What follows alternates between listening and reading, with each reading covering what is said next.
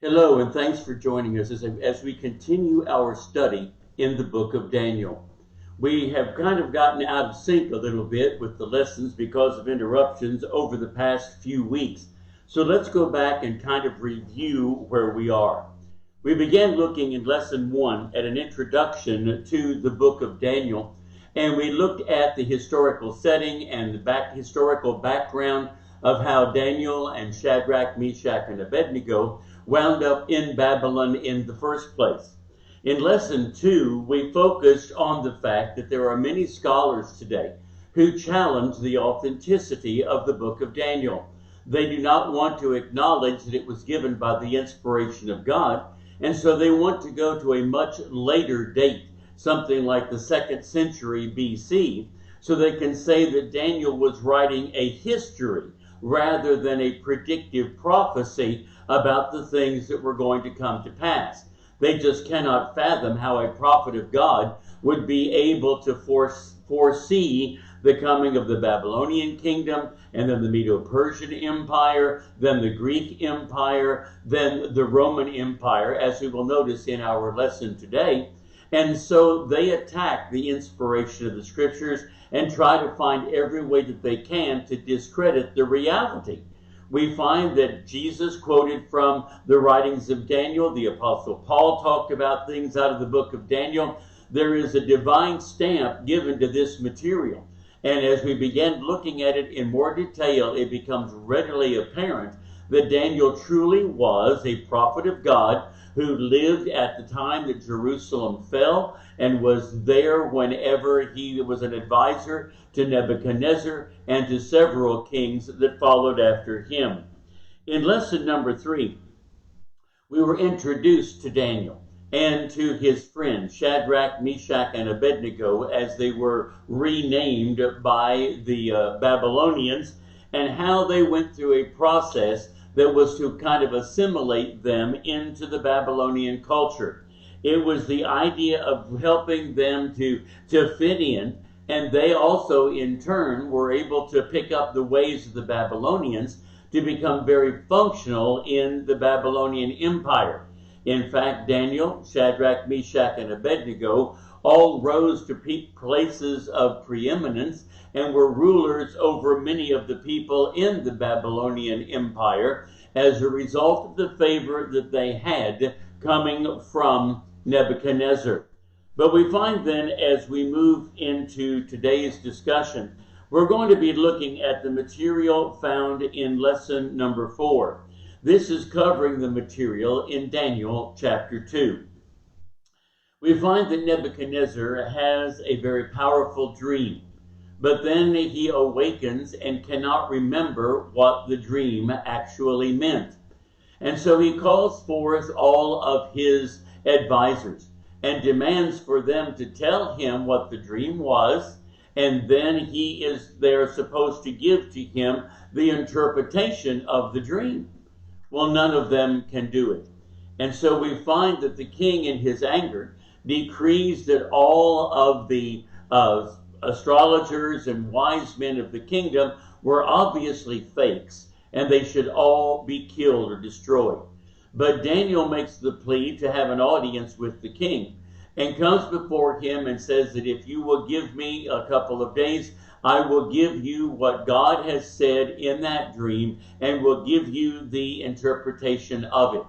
And so Nebuchadnezzar gives them that time frame, and he joins up with Shadrach, Meshach, and Abednego, and they pray to God together that God would reveal to them the information that they were needing to know. And he does. And so Daniel then is able to come before Nebuchadnezzar and tell him what his dream really was. That it was a dream of an image that had a head of gold, and other important elements were used in the body parts. And he goes on to talk about what God has revealed to Nebuchadnezzar as to that which is going to come to pass. So as we continue our study in the book of Daniel, as we look at this particular workbook study by Daniel King, we're looking at the questions now that go with lesson 4, and let's see what he has to say. In question 1, It says, why did God choose Nebuchadnezzar of Babylon as the medium through which this great dream was revealed, which summarized the ages to follow? Why Nebuchadnezzar? Well, at that particular point in time, Nebuchadnezzar has now recently arisen to the throne. His father has passed away, and Nebuchadnezzar has now taken over as the ruler. He is young, he is a visionary ruler, and he wanted to leave a legacy of greatness, but he wasn't sure as to how to achieve that. He did not know what was going to come to pass. And so since he is the greatest of the kings of his day, it is only fitting that God should reveal through him the information as to what was to come in the future, and also then to be able to use Daniel as the interpreter of that information for the king.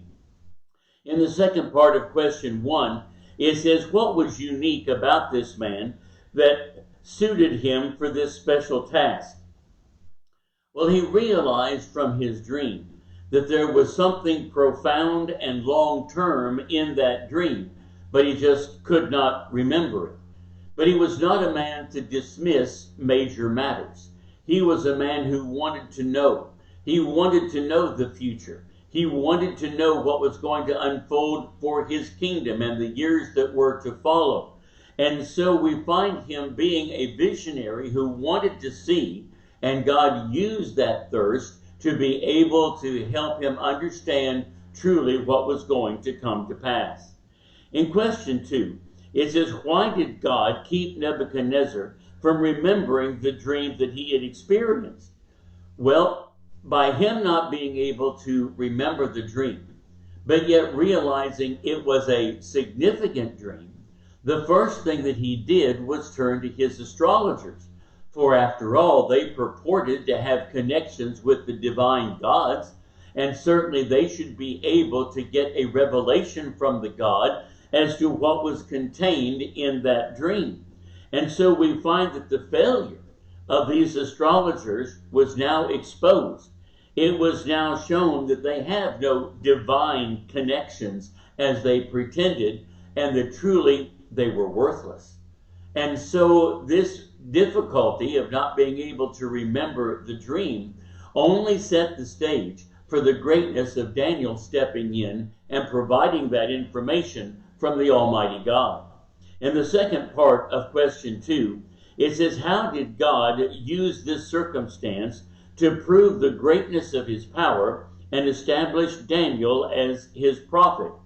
Well, through Daniel's intervention, his revelation of the dream, and the interpretation of the dream, he was able to forever after impress upon Nebuchadnezzar that truly he did have true prophetic power, that his God was great. Daniel in no section of this chapter claims this power for himself, but rather gives credit to his God, and that the revelation he was given was information supplied by God. And so Daniel was able to establish himself as truly a trustworthy confidant to Nebuchadnezzar.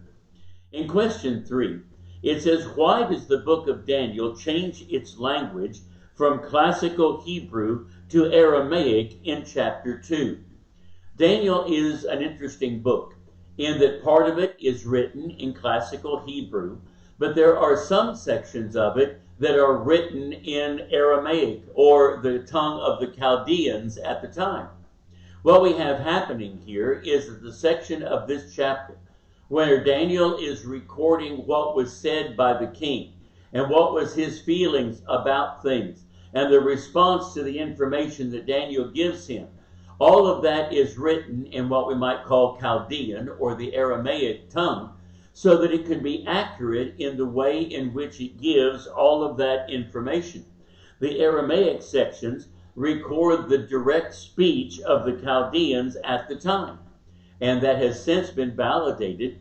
Those who want to say that Daniel was written way late in the 2nd century BC have now been proven wrong, in that they've now found tablets and tables of information using the exact vernacular and vocabulary that Daniel records that was commonly used back in the 5th and 6th century in the time of the Babylonians. And so it only validates the actual authentic date of Daniel's writing. In the second section of question 3, that's brought into focus. It says, what age does this particular subset of the language herald from in the history of that linguistic stock? That's kind of a complicated question, but he's simply asking, when was this language actually in practical use? You know, languages change. And when was that type of vocabulary and that type of sentence structure common in its day among the Babylonians? Well, by going back and looking at the discoveries that we have found from that period, we can clearly identify this as being the clear Chaldean or Aramaic tongue that was spoken and written by the Babylonians in the 6th century BC. He goes on to say, is this generally recognized or contested by some writers? Well, as we mentioned back in one of our prior lessons, in lesson 2, I believe, there are many so-called experts today who will contest the ancient nature of this writing and say, oh no, it had to have come much later. And he goes on to ask in the last section of question 3, if this is contested, what is the motivation of such scholars? And the motivation of those scholars is simply the fact that they are wanting to lay aside the actual timing of the writing and are instead trying to say that that is not inspired material. It had to be something that came from a later source. So they want to be dogmatic in their rejection of divine inspiration. And so they're going to argue against this language usage and try to use it as a way to discredit what Daniel actually wrote. In question 4, what reason did Daniel and his 3 friends request a period of time before they would supply the king with an answer for his strange demand? Well, they had a trust in God. These were individuals who knew the history of the Jews. They could remember how Joseph had interpreted dreams for Pharaoh, that God had given man the power to use dreams and to give the interpretation of those dreams on numerous instances. And so they trusted that God would be able to give them the divine help that they needed if it was his will. But they needed time to ask God for that help and to then be able to bring that information in coherent form to Nebuchadnezzar. And so they asked for a window of time to be given that they used for prayer, but to get the answers that Nebuchadnezzar needed. And obviously he was so anxious to come to a conclusion that he was willing to give Daniel and his friends that time. In the latter part of question 4, it says, what did they use this time in doing? Well, if we look to the record of what has happened here, we find them going to God in prayer and asking for God's help in being able to come up with the information that was necessary. Here in Daniel chapter 2, and going to verse 14, we begin to get the setting of this. Then Daniel answered with counsel and wisdom to Arioch, the captain of the king's guard, which was gone forth to slay the wise men of Babylon. He answered and said to Arioch, the king's captain, why is this decree so hasty from the king? Then Arioch made the things known to Daniel. Then Daniel went in and desired of the king that he would give him time, that he would show the king the interpretation. Then Daniel went to his house and made the thing known to Hananiah, Mishael, and Azariah, his companions, or as we commonly refer to them, Shadrach, Meshach, and Abednego, that they would desire mercies of the God of heaven concerning this secret, that Daniel and his followers should not perish with the rest of the wise men of Babylon. And in verse 19, then was the secret revealed unto Daniel in a night vision. So they used that time to petition to God for help. In question 5, it says in these verses I just read, that Daniel and his compatriots provide us with an example of concentrated and concerted prayer. They had a single request to bring before the throne of the Almighty, and for that one thing they all prayed continually. How may we learn from their example, and what lessons may be gained from it? Well, James tells us in James chapter 5 and verse 16 that the effectual fervent prayer of a righteous man availeth much. And so they went before the throne of God fervently asking for his help. And Jesus said a couple of times, as in Matthew chapter 21 and verse 22, that we must ask believing in what God can do. And so they went to the throne of God, petitioning for his help and firmly believing that God was able to answer their prayers and supply the information that they needed. We as well today can learn the power that is in prayer and the importance of taking our concerns to God and allowing him to use his providence to help us in the challenges that we face in our lives. In question 6, it says in Daniel 2, verses 20 through 23, Daniel gives God the praise and glory for opening up to him the heavenly treasure trove of knowledge and understanding, allowing him to know and understand the king's phenomenal dream. Answered prayer is always precious, but when it saves our lives and allows us to continue in the land of the living, it is especially dear to our hearts. What does Daniel's response teach us about how we ought to react in a comparable situation? Here in Daniel chapter 2 and going to verse 20, Daniel answered and said, Blessed be the name of God forever and ever, for wisdom and might are his. And he changeth the times and the seasons. He removeth kings and setteth up kings. He giveth wisdom unto the wise, and knowledge to them that know understanding. He revealeth the deep and secret things. He knoweth what is in the darkness, and the light dwelleth with him. I thank thee and praise thee, O thou God of my fathers, who has given me wisdom and might, and has made known unto me now what we desired of thee, for thou hast now made known unto us the king's matter. So we find here that just as Daniel shows us by example, we need to remember to praise and be thankful to God for the answer to our prayers, and to give God the credit when things work out as we have petitioned him, and show our gratitude for God's loving kindness in helping us deal with the challenges of this life. In question 7, he asks, what are the 4 parts of the statue and the kingdoms that they represent? Well, as Daniel explained this image that Nebuchadnezzar saw in his dream, he said there was an image that had a head of gold. And he said, Nebuchadnezzar, thou art that head of gold. It represented the Babylonian Empire. He said, but then this image also had a chest and arms of silver. And he said, that means there's going to be another kingdom that's going to follow yours. It's going to be slightly inferior to yours, but it was a reference to what turned out to be the Medo-Persian Empire that took over after the days of the Babylonians. Then in this image, the belly and the thighs were of bronze.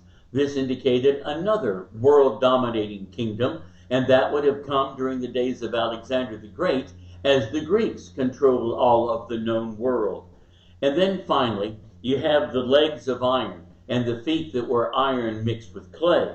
And this was a reference to the Roman Empire, saying that in the days of these kings, something special is going to happen. So Nebuchadnezzar is given a bit of a telescopic view of what was going to happen in the days that were to follow him and his kingdom. Well, whenever we keep looking at this image that he delivers to King Nebuchadnezzar, there's something that happens special in the days of that 4th kingdom. It says in verse 44, and in the days of these kings, which would have been the Roman Empire, shall the God of heaven set up a kingdom which shall never be destroyed. And the kingdom shall not be left to other people, but it shall break in pieces and consume all of these kingdoms, and it shall stand forever. From this verse, we notice here in question 8 several key points. He makes the point that the kingdom will be of God's creation, not man's.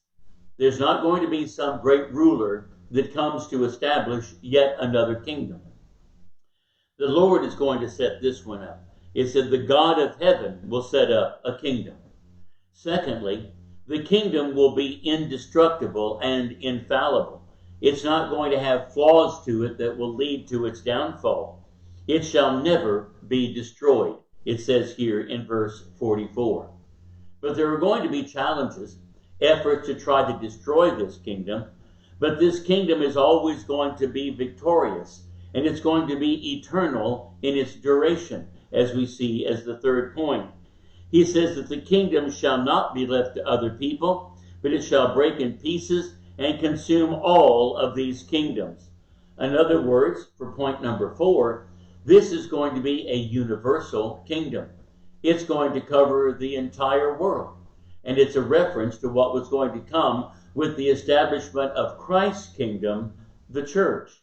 And then finally, we find that this starts out as a stone, but it grows from humble beginnings to consume everything. In verse 45, for as much as thou sawest that stone was cut out of the mountain without hands, and that it brake in pieces the iron, the brass, the clay, the silver, and the gold, the great God hath made known to the king what shall come to pass hereafter, and the dream is certain, and the interpretation thereof. So we find here that this kingdom that Daniel is prophesying about is truly valid information for us today, because it's talking about this kingdom that Christ said he was going to establish. He said that in Mark chapter 9 and verse 1, that there are some standing here which shall not taste of death until they have seen the kingdom of God come with power. And truly it did on the day of Pentecost, beginning in Acts chapter 2. In question 9, it said some prophecy experts read from Daniel 2 that the 10 toes of Nebuchadnezzar's statue represent 10 leaders in the final era of earth history. What problems are there with this theoretical postulate? The premillennialists love to take any piece of property and prophecy and stretch it to suit themselves. And so it doesn't say anything in this passage, number 1, about those feet having 10 toes. It just talks about the feet of the statue being made of iron mixed with clay. It's pure assumption on their part, which is what happens so often as premillennialists deal with prophecy. They assume, they add to, and they twist it to their liking. Secondly, we find here that all of the earthly empires collapse before this kingdom. It's the one that will stand forever. Whenever that stone strikes the statue, everything is destroyed. The whole point being that whenever we understand the establishment of the church, there wasn't going to be another worldwide kingdom following the days of the Roman kings. There's not going to be some 10 rulers that somehow are cluing us in to governmental affairs and the movement of God. Thirdly, there's a time stamp here. It occurs during the reign of the Roman kings, and that's when the church was established in Acts chapter 2. Fourthly, excuse me, there is no reference in this dream and prophecy at all of an end of days. The premillennialists want to say there's going to be 10 certain rulers, and then the Lord's going to come and the end of days will occur. That's not in this dream in any way, shape, form, or fashion. And then lastly, the message that's being clearly conveyed here is that God is going to set up his kingdom, and it will triumph over all of the kingdoms of men. It will last forever. Jesus talked about in the Great Commission for the apostles to go forth and preach the gospel. And he says in Matthew 28 and verse 20, I will be with you always, even unto the end of the world. These are the last days, the Hebrew writer tells us in Hebrews chapter 1, verses 1, 2, and 3. And so we are living under this kingdom that Daniel talked about. Then finally in question 10, was the king's deeply religious behavior at the end of the chapter to be taken as a representative of a conversion to true religion? You know, Nebuchadnezzar heaps all kinds of praise upon Daniel and gives him gifts and makes him a great man in the kingdom and acknowledges how great Daniel's God is. But it doesn't really last. It's kind of questionable that he became forever after an ardent follower of Jehovah. For after all, in the next chapter or two, he's going to build an image and demand that everybody bows down to it. Now, there are going to be other episodes in his life, and once again, he's going to be forced to refocus on the greatness of God. But this initial interpretation by Daniel does not seem to completely convince him forever after that the great God of heaven is in control. That comes a little bit later. The question ends saying, why or why not do you believe that this is a permanent conversion for Nebuchadnezzar? Well, there's no question that it had an impact at the time. But the future actions of Nebuchadnezzar show him straying away from God, building that great image, and looking at other things as being more important. And so even though, for example, Daniel warned him not to become arrogant, a few chapters later in the book, he starts talking about this great Babylon that I have built, and he winds up being run off of his throne for several seasons before he is allowed to come back to his senses and come back and regain control.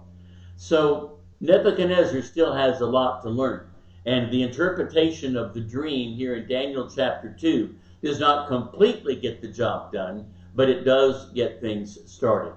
Well, I hope you've enjoyed our study in lesson 4 in our workbook this afternoon, and that you've been able to see the material about this dream, the interpretation of it, what it really means, about the establishment of worldwide kingdoms, and about the ultimate establishment of Christ's kingdom, the church, and that we've also learned some lessons about that kingdom, and we've been able to realize that some will not only challenge the inspiration of this passage, but they will also try to twist this passage to make it suit some of their premillennial notions. So I hope we've come to a clear understanding, and we appreciate so much your being with us today.